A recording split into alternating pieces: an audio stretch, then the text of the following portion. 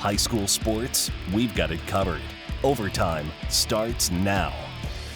Hello and welcome to Overtime. I'm Scott Leber. And I'm Drew Collins. We're glad you could join us as we lock in on another busy Friday night of high school hoops. We have a lot of action coming your way, including a major streak getting snapped and some golden moments that some of our local players will never forget.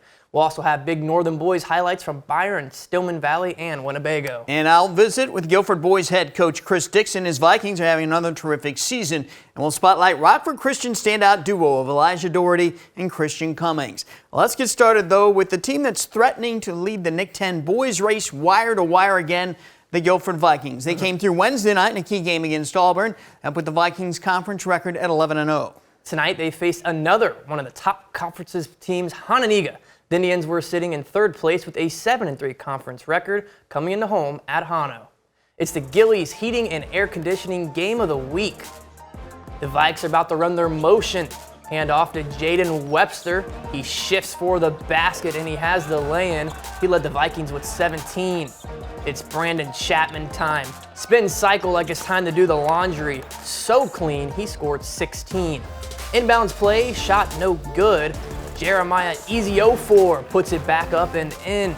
Hano has a special player wearing the ace, Oba Fasalojo. He led the game with 19 total points. Uno reverse back to Chapman, floats it up, and it falls, plus the foul.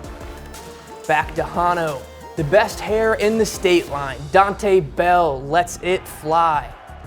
Oba is about to get into his bag. Spin move splits the defenders up and over, and he has it. What a play, young man. But Guilford wins it 69-58. There was another great matchup tonight in the NIC-10. Auburn played at East. These two teams just went at it less than 2 weeks ago in the Rumble in the Rock at Rock Valley College. Auburn won on a basket at the buzzer by Caden Dozie. That was a game that got quite chippy at times. So let's see what happened tonight in the rematch at East. You know, Auburn coach Brian unavailable tonight due to a family matter, so Joe Danforth was running the Knights. He's done it before, and he does it well. Early in the third quarter, East Marquise Goldsmith muscling one up and in. Sterling Horde wants the ball in the corner, gets it in the corner, and hits for three. Next, it's going to be Brian Harper on the drive. East went on a 12-0 run to start the third quarter and lead by 15. But then Auburn went on a run. Champ Parker takes off for the basket. He led Auburn with 15 points. Tazir Henderson going to come away with a steal. He turns defense into offense for another basket. And sophomore Cooper Kopp gave Auburn some quality minutes. He's going to score inside here. The Knights came all the way back to take a 1-point lead. But at the third quarter buzzer, watch Will Robinson hit a three like it's a layup. And that seemed to give momentum right back to the E-Rabs. More Horde here, exploding to the basket in the fourth quarter. He led the E-Rabs with 19 points. This one's an E-Rabs win, 68-60. The E-Rabs snapped a 7-game losing streak to Auburn. Also in the NIC-10, Belvedere beat Boylan 59-56 in overtime, and Harlem won 62-48 over Belvedere North. And in Freeport, the Pretzels took the home win over Jefferson 56-50. All right, let's switch over to the NIC-10 girls now. Just like Guilford's threatening to run away with the boys race, Hononegah has been threatening to do the same in the girls race. The Indians were once again undefeated in conference playing going into tonight, but they had to face a tough opponent at the road in Guilford. Rianne Weil was courtside for that one. She joins us now. Hi, Rianne.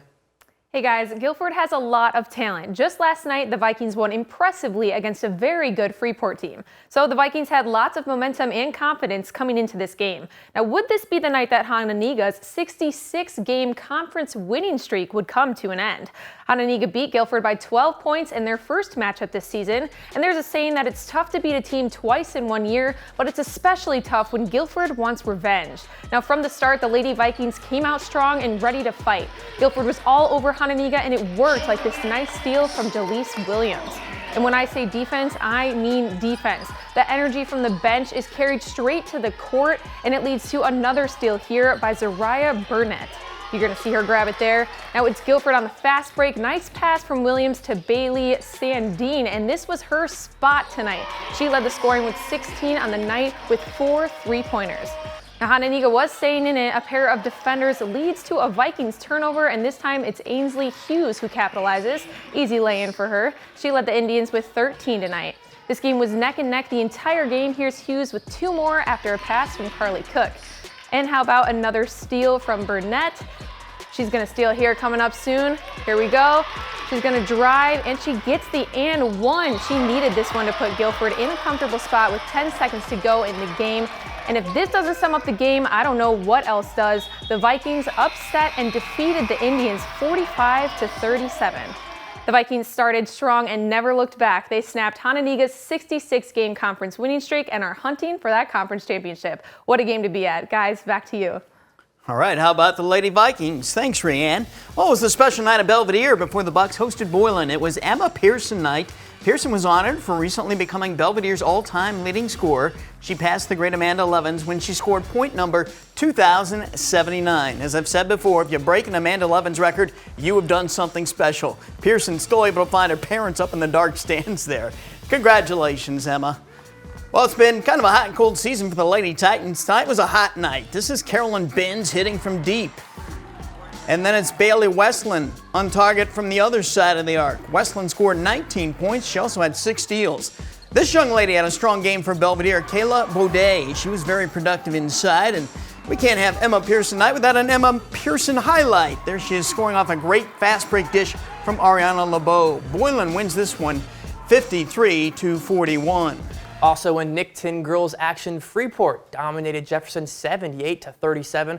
The story in this one was Peyton London. She scored a school record 48 points. That broke that old mark that was held by the great Jenny Kroos. Also, Harlem beat Belvedere North 63-31. East and Auburn had the night off. Now let's go to Rockford Christian. The Royal Lions hosted Orangeville in a girls' non-conference game. Shay Ludwig lobs it up to Tegan Lawver. She draws the and one. Some nice ball movement frees up Natalie Doyle. She hit a special career mark later in the game. We'll get to that. First, we have to get to her teammate Lainey Cahoon. This and one basket eclipsed not 1 but 2,000 career points for Lainey.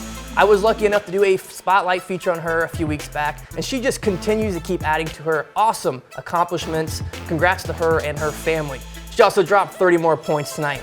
Back to the action, Royal Lions go across the world and find Lucy Lajarni. She drains it.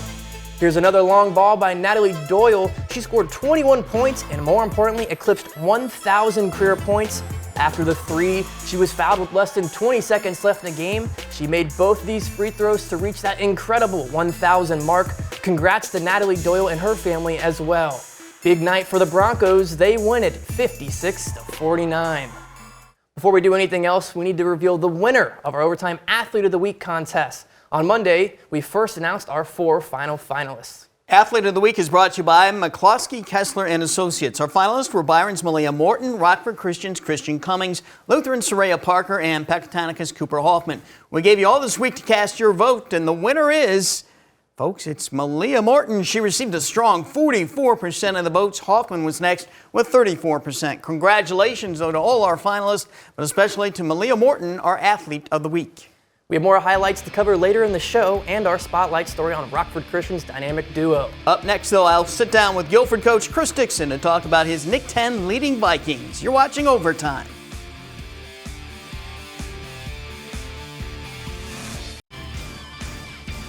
We saw a few minutes ago the Guilford Vikings ran their Nick 10 record to 12-0. They could be well on their way to a 3rd straight conference championship. And this team, too, might be the best one yet of the 3. Let's learn more about the Vikings with head coach Chris Dixon. Chris, you guys had a huge win Wednesday night here against the Auburn Knights. I mean, obviously that third quarter start was huge. That's where you grabbed the lead, grabbed the momentum. But what do you think was the difference in that game against Auburn? I would have to say that the competitive edge. I think our guys were really they were really amped for that game. Based on what has happened past years, we was kind of split. Last year we did get both games, but looking at where we stood in the conference, where it was at a point to where we knew that if we could win that game, that we would have a 2-game lead. It gave us a lot to play for, and based on the fact that we have 7 seniors in our program, you know, that means a whole lot, and they were all ready to go. What's impressive about your guys is just like last year, they're buying into the team approach. You play a lot. In fact, you played, I think it was 10 guys in that big Auburn game. 9 of them scored. I mean, normally in a big game, some coaches will shorten their rotation down to maybe 7 guys, their top 7. But you're still playing a bunch of guys. How is it you've gotten your guys to buy into that team philosophy where it truly is a group effort? You know, the one thing we start at early in the season, it just goes back to our summer and conditioning and everything. We talk about how we have to trust each other and learn how to celebrate each other's success. The one thing I try and tell the kids that on the next level, when they want to play college basketball, they're going to have to understand that it's 8, 9 kids that play, you know, and so I try to get them to understand that here playing for us, so they're not having the expectations that are unreal when they go to the next level. They understand that you're going to have shared playing time, and one thing that goes along well with that is that success that comes along with it. And while it is a group effort, I am so impressed with Brandon Chapman. It's his poise under pressure, I think, that really separates him from a lot of guys. Is he really that calm? Is he just kind of got that ice water in his veins? Oh, man, you know, he always has that kind of stoic look that's like, you know, it's like no game's too big or no game's too small. It's something that, as a head coach, you love about him because, you know, he doesn't get on the roller coaster ride and go way up and have to come way down. He just kind of rides a steady pace, which means a lot to your program. It means a lot to your players, you know, when they can see one of the captains and one of the best players, and they can see that no matter what the game is or how a game, whether we're up 10 or down 10, he's staying focused and staying in the game mindset, and so that helps out everybody. As deep as you are now, you could be deeper if you could get Keyshawn Taylor back from that foot injury. I saw him on the bench last night. He's such a great athlete. He's got good size. I mean, what are the chances of him perhaps being able to play at some point and contribute before this season is over? Actually, it's looking pretty good for us right now, probably towards regionals. It'll be closer to like the first week of regionals. Going into the year, he was kind of slated as being a starter in our program this year. And I think that bringing him on, it could give us a boost at the end of the year, you know, which is what, you know, you can use a lot of times to get you over that edge. You guys still have work to do to clinch the conference championship, so we're not going to take anything for granted. But looking at the big picture down the road, the postseason, I know you guys want to make a nice run there. What is it maybe that you're preaching to your kids almost on a daily basis in practice that they need to be focused on if they really want to reach the goals they've set out to achieve? Coming into this year, like I said, we had a board that we wrote up, and we had our trust board and our goals. And one of my seniors, Isaiah Premise, he played football here, and he came up with a slogan. He said, "Job's not done yet." So that's the kind of way we're taking this year. We're taking the approach this year, one game at a time, no matter what the situation. We've seen it before, and we've been there before. The Vikings do seem to have all the pieces this year: athleticism, size, ball handling, and three-point shooting. And depth. Just think how much better they'll be if they get Taylor back on the floor. We're back to the highlights next. Big Northern action from Byron, Stillman, and Winnebago.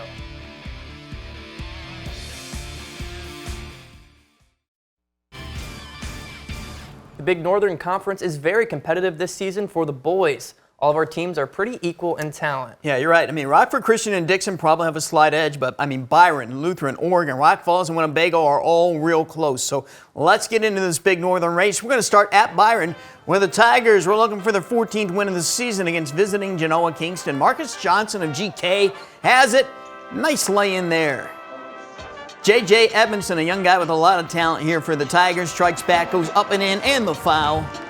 Cogs trying to pass the ball around, but it's tipped and it's stolen away. This is Cole Aiken to Edmondson, who can't get it the first time. Stays with it, though. He had a 14-point night. Marcus Johnson, though, coming back for the Cogs. Little Euro step scoop action there. Now let's check out Caden Considine. The little give and go with Case and Newton. Considine up and in with it. And then right back, it's Newton, little shimmy, launches. So wish she led the Tigers with 28 points. Back to the Cogs side of the court, it's another Marcus Johnson highlight, contested jumper that goes home. GK again behind the arc, screen on the cameraman, but he's gonna splash it home. Yeah, that's Marcus Johnson, again, with 27 points. The Tigers, though, too much. They're really coming along. Byron snaps GK's 4-game winning streak, taking it 79-47. At Stillman Valley, the Cardinals hosted Rock Falls. Cards were struggling in this one, and check out this block. Evan Eddy touching the sky. What a play. trying to get some ball momentum here. This one goes out to Donnell Foreman, no good. Grabs the rebound, gets to the paint, draws the foul, and drops it home. Foreman again from the same spot. This time it falls perfectly through the net. He led the team with 21 points. But Rock Falls got back on the horse. Feed to the inside, Reichen Howard, and he's able to lay it in. How about the reverse? Howard to Heald. The windmill, it's true. He led the Rockets with 18 points. Rock Falls was having some fun tonight. Cole Mutniks blocks the shot. Menendez gets it to Austin Castaneda, who's able to put it home. And watch this work ethic by the Rockets. Rebound, loose ball. Menendez dives, scoops, rolls up, bounces it to Menendez, who then throws it over to the big man Garrett Wolf, who drops it in. Rock Falls dominates 69-54. On to Winnebago for the Indians and the Oregon Hawks. Indians getting pumped up, so we're the Hawks. We start with the Hawks. Nicole Campos sinking behind the arc, and he's fired up. Indians Paxton Freeman right here gets a hold of the rebound, takes it right back up and in for 2 points. Hawks turn now. Campos from the top of the key buries another three-pointer. Brody Larson gonna fire up a shot. He collects 3 more. What a night for Larson. He scored 31 points. Oregon's Kate Gurton making sure he adds 3 for the Hawks. But we're back to the Brody Larson show, directing here, then giving the ball up to Miles Smith. Smith will find Larson, gonna drive down the lane. The give and go works to perfection. Winnebago wins at home 68-55. Also tonight in the Big Northern, Dixon cruised to a 62-39 victory over North Boone. Rockford Christian and Rockford Lutheran had the night off. Let's take another break. You'll want to stick around. Because up next, we're going to get to know one of the best 1-2 punches in the state line in basketball. Rockford Christian's Elijah Doherty and Christian Cummings.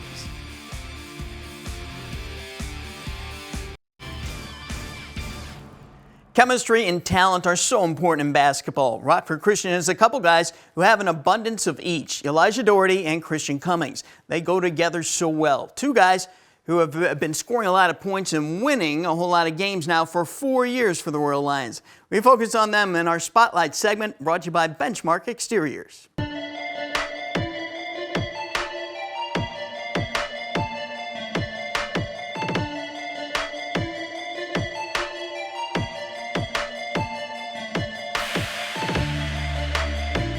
I'm going to say you guys have spoiled me and all the Rockford Christian fans with so much entertaining basketball over the last 4 years. I don't know how we're going to cope without you when you move on, but how much fun is it for the 2 of you guys to play with each other? Man, they're super fun, man. I've been playing with them for a long time, and like every year I feel like it just get more funner and funner just being on the court with them. I would say the same thing. You know, obviously we had a plan of coming here together, so just being able to actually make that plan happen and continue to have fun with it it's been like a dream come true, honestly. In a lot of ways, you're very similar in styles. Why does it work so well, the 2 of you playing together? Because sometimes that's kind of hard when you're both playing the same role together. So why does it work so well with the 2 of you? I would say over time, we've gotten used to each other because Rockford Christian wasn't where we started playing together. We played AAU ball together a little bit here and there, but just being able to get to recognize his game and what he likes to do and what I like to do. And like you said, we both can play the same position, but we can also play off ball here and there. It's fun. So Eli, how long have you guys known each other? I've been knowing them since elementary school, so I've been knowing them for a long, long time.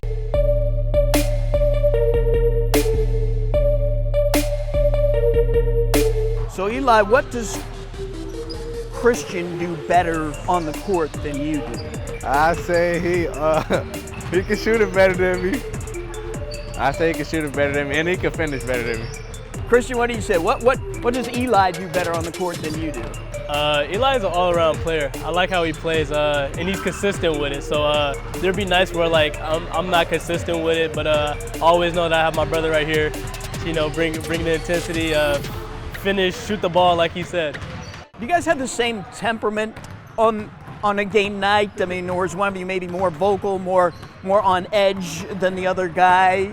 Or are you pretty similar there too? Wait. I say I'm more chill. Like, I don't really make no facial expression. I'm more chill.